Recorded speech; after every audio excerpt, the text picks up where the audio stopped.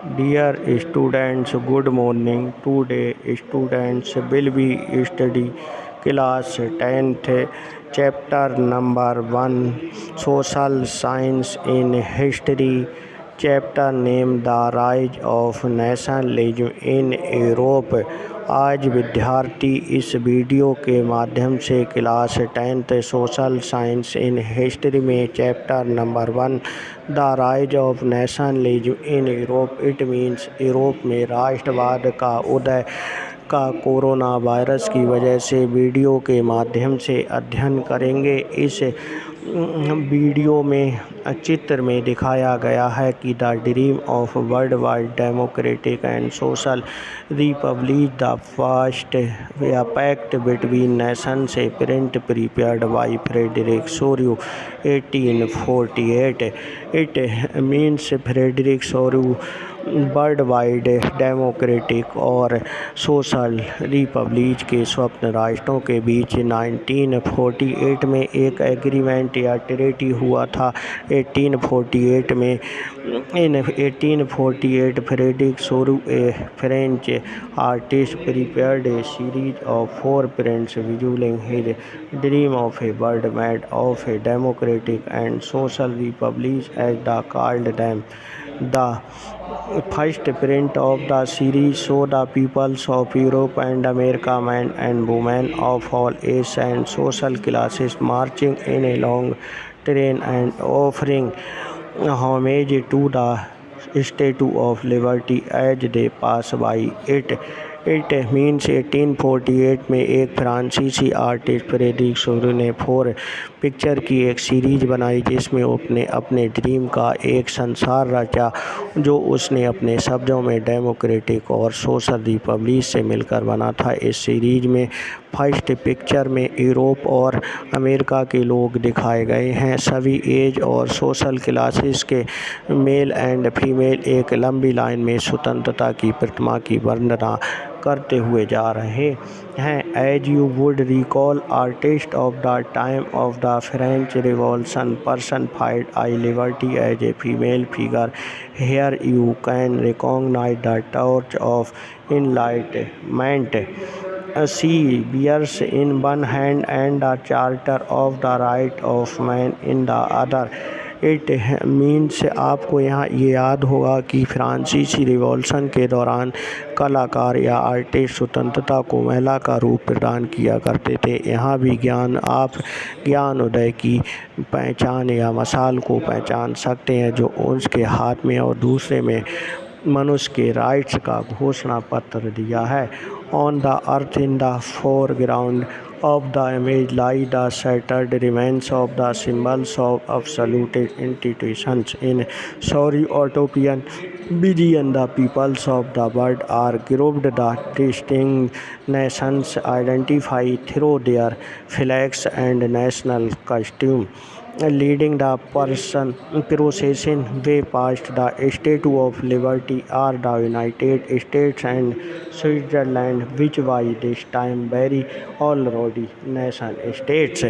It means प्रतिमा के सामने ज़मीन पर निरंकुश संतानों के या इंस्टीट्यूशन के ध्वस्त अवशेष बिखरे हुए हैं। सौर्यू के ओटोपिया में दुनिया के लोग अलग राष्ट्रों के ग्रुप में डिवाइडेड थे जिनकी पहचान उनके कपड़ों और राष्ट्रीय पोशाक से होती है। स्वतंत्रता की मूर्ति से कहीं आगे इससे जुलूस कई लीडरशिप कर रहे हैं।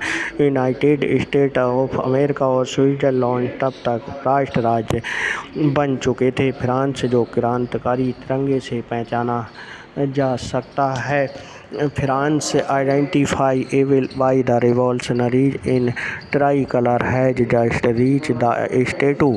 She is followed by the people Germany wearing the black, red and gold flag. It means क्रांतिकारी तिरंगे से पहचाना जा सकता है। प्रतिमा के पास अभी अभी पहुंचा है। उसके पीछे जर्मनी के लोग हैं जो ब्लैक, रेड और सुनहरा झंडा थामे हुए हैं। यहाँ पर ये भी दिलचस्प बात है।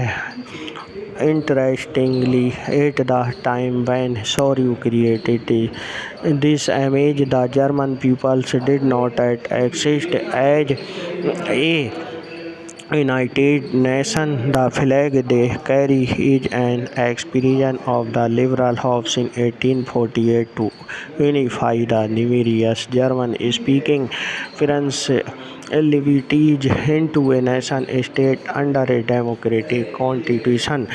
यहाँ पर ये भी दिलचस्प बात है कि जिस समय सौर्य ने ये इमेज बनाई मैन्युफैक्चरिंग की, जर्मन लोग तब तक एक यूनाइटेड स्टेट का राज्य का पार्ट नहीं बने हुए थे। जो झंडा वे थामे हुए हैं वह 1848 की लिबरलिज्म उम्मीदों की अभिव्यक्ति है, जिनमें अनेक जर्मन भाषी रियासतों को एक डेमोक्रेटिक कॉन्स्टिट्यूशन के अंतर एक राष्ट्र राज्य में गठित करने की इच्छा दिखाई देती है।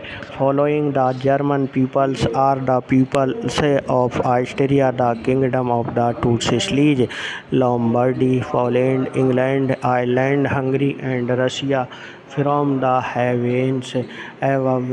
Christ, sun and angels gaze upon the scene.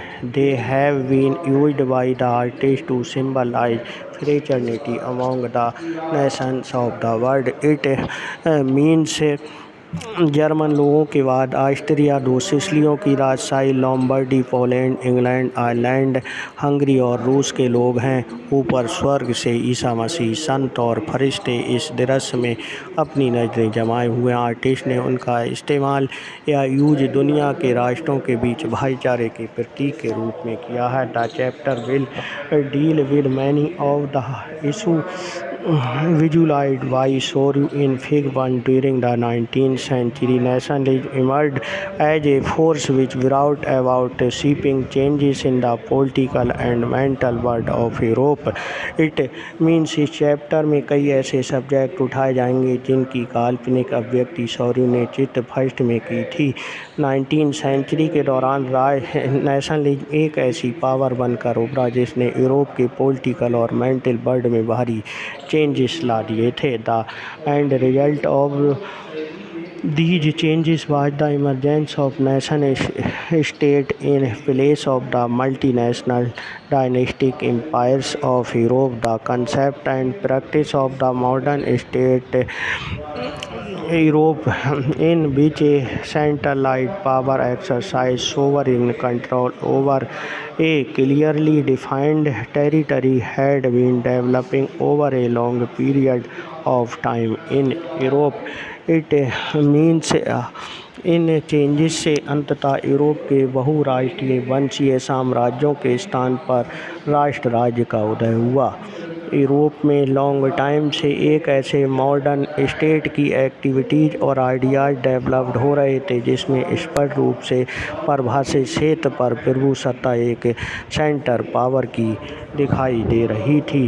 But a nation state was one in which the majority of its citizens and not only its rules come to develop a sense of common identities and shared history और descent. This commonness did not exist from time immemorial.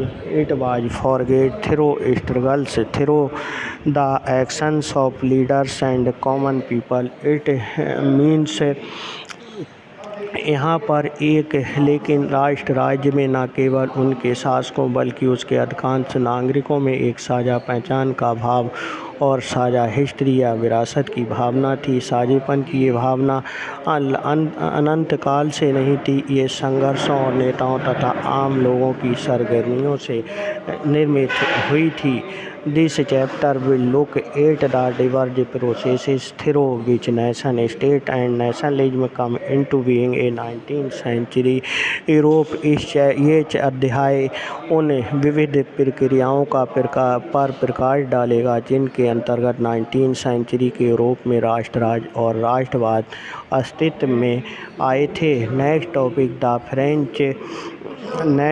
Topic the French revolution, the idea of the nation. It means फ्रांसीसी क्रांति और राष्ट्र राज्य का उदय। The first clear expression of nationalism come with the French revolution in 1789। France, as you would remember, was a full fledged territorial state in 1789 under the rule of an absolute monarch. It means राष्ट्रवाद या nationalism की पहली अब स्पष्ट अभिव्यक्ति 1789 में फ्रांसीसी revolution के साथ हुई। जैसा कि आपको याद होगा 1789 में फ्रांस एक ऐसा राज्य था जिसके संपूर्ण एरिया पर एक निरंकुश राजा का आधिपत्य था।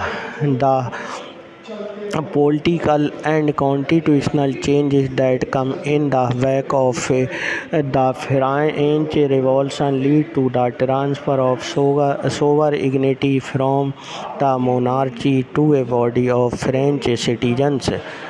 The revolution proclaimed that it was the people who would henceforth constitute the nation and shape its destiny. It means फ्रांसीसी रिवॉल्यूशन से जो पॉलिटिकल और कॉन्स्टिट्यूशनल चेंजेस हुए उनसे सोवरेनिटी राजतंत्र से निकलकर फ्रांसीसी सिटीजन्स के ग्रुप में ट्रांसफ़र हो गई। रेवोल्यूशन ने डिक्लेयर किया कि अब लोगों द्वारा राष्ट्र का गठन होगा, अर्थात लोग राष्ट्र को गठन करेंगे और वे ही उसकी नीयत तय करेंगे। From the very beginning, the French revolutionaries introduced various measures and practices that could create a sense of collective identity among the French people. It means प्रारंभ से ही फ्रांसीसी रिवॉल्यूशनरी ने ऐसे अनेक कदम उठाए जिनसे फ्रांसीसी पीपल्स में एक सामूहिक पहचान की भावना पैदा हो सकती है। The idea of a la patrie, the fatherland and le citizen, the citizens enjoying equal rights under a constitution. पितृभूमि, ला पैट्री और नागरिक ली सिटीजन जैसे विचारों ने एक ऐसे संयुक्त कम्युनिटी के आइडियाज़ पर बल दिया जिसे एक कॉन्स्टिट्यूशन के अंतर्गत समान अधिकार प्राप्त थे। A new French flag, the tricolour colour was chosen to replace the former royal standard. The State General was elected by the body of active citizens and renamed the National Assembly.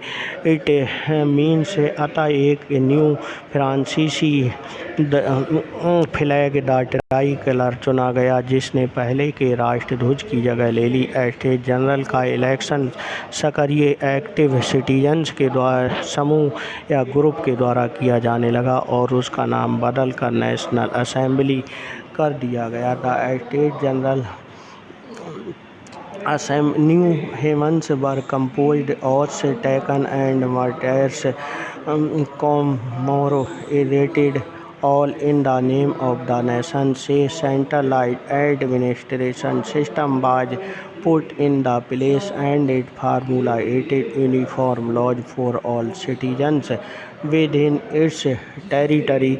It means state general का जो चुनाव नई स्थितियाँ रची गईं, शपथें ली गईं, शहीदों का गुणगान हुआ और ये सब राष्ट्र के नाम पर हुआ।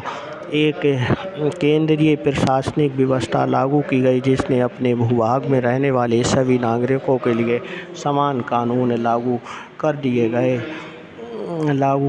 Internal custom duties and dues were abolished and uniform system of weight and measure was adopted.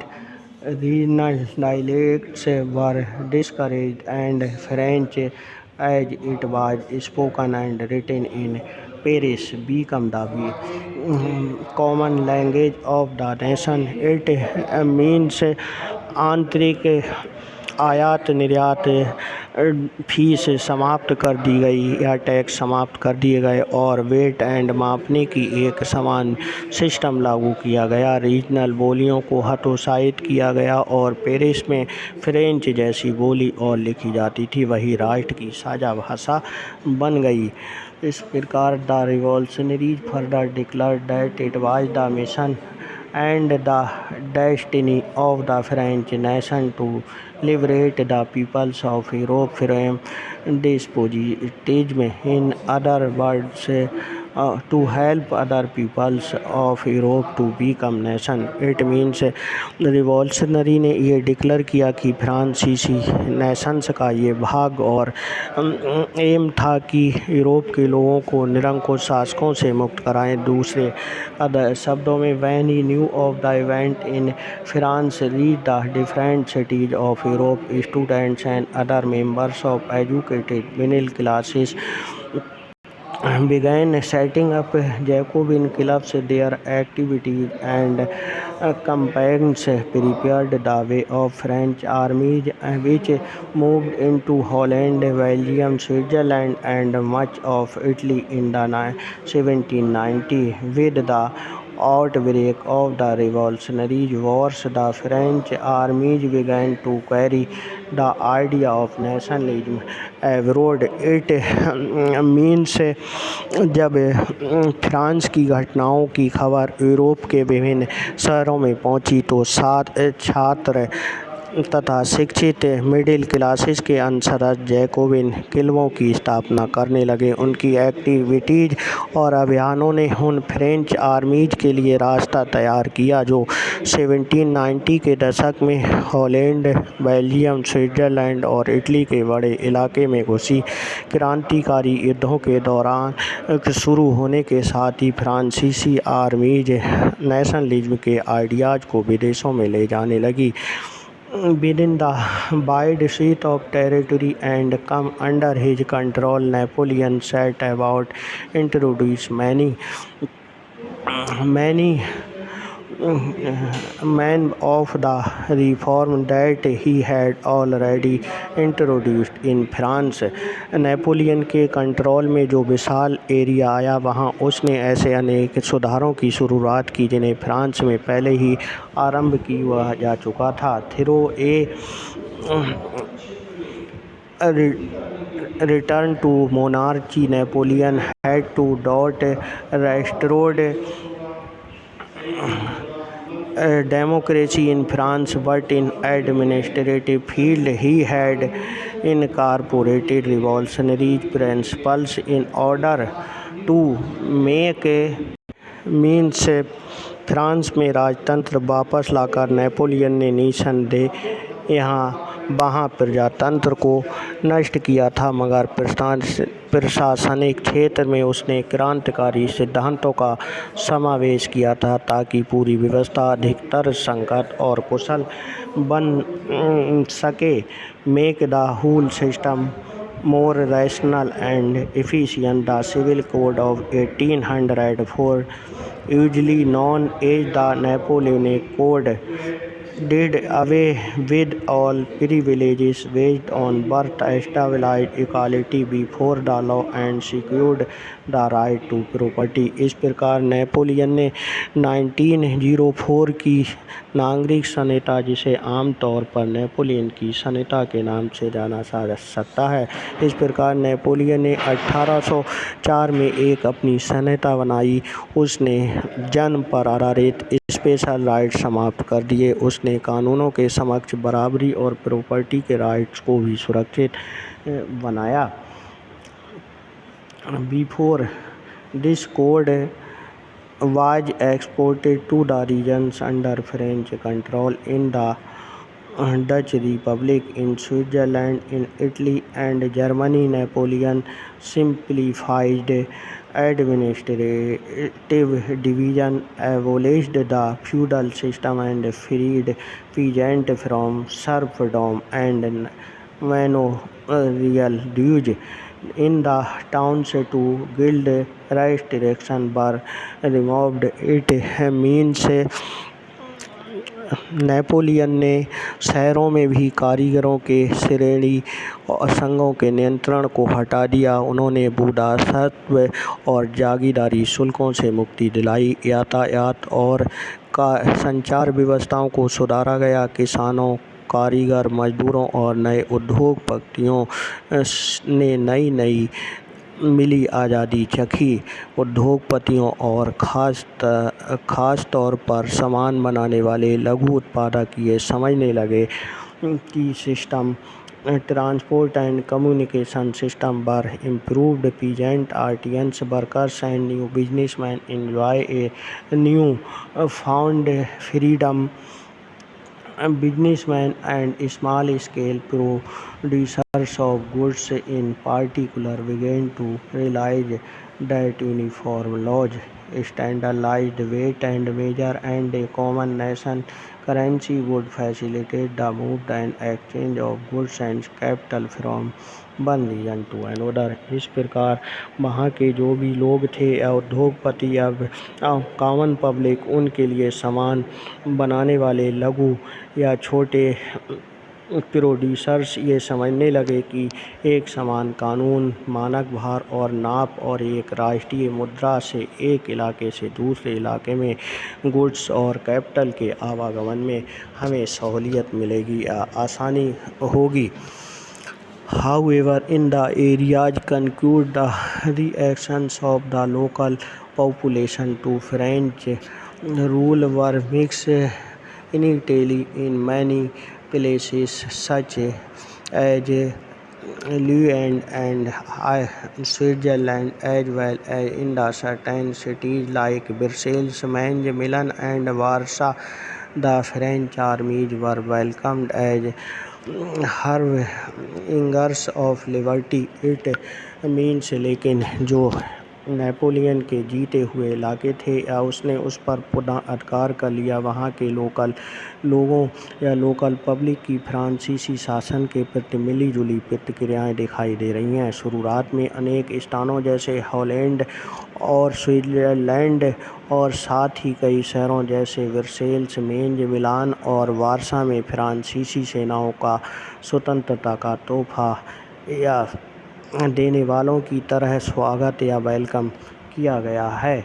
But the initial enthusiasm soon turned hostility as it became clear that the new administrative arrangement did not go hand in hand with political freedom. Increased taxation, censorship, forced conscription into the French army required to conquer the rest of Europe all seemed to outweigh the advantage of administrative changes. It means जब ये साफ दिखाई देने लगा कि new administrative system political स्वतंत्रता के अनुरूप नहीं थी, बढ़े हुए कर, सेंसरशिप और बाकी यूरोप को जीतने के लिए फ्रेंच सेना में जबरन भर्ती से हो रहे नुकसान प्रशासनिक चेंजेस से या एडमिनिस्ट्रेटिव चेंजेस से मिले फ़ायदों से कहीं ज़्यादा नज़र आने लगे। इस प्रकार नेपोलियन ने अपने शासन में जो चेंजेस किए उससे लोगों में खुशी की लहर आ गई। इसके में कुछ लोगों ने उसका बड़ी तेज़ी के साथ किया। इस प्रकार उसका विश्व या वर्ल्ड विनर बनने का जो ड्रीम था वो साकार होता दिखाई दे रहा था। लेकिन आगे वाटरलू के युद्ध में नेपोलियन डिफीटेड हुआ, अर्थात नेपोलियन की हार हो गई और उसका वर्ल्ड विनर बनने का सपना धराशायी हो गया। नेपोलियन एक ऐसी पावर के रूप में उभरा जिसने फ्रांस और उसके नियरेस्ट कंट्रीज पर अपना आधिपत्य स्थापित कर दिया। Thank you.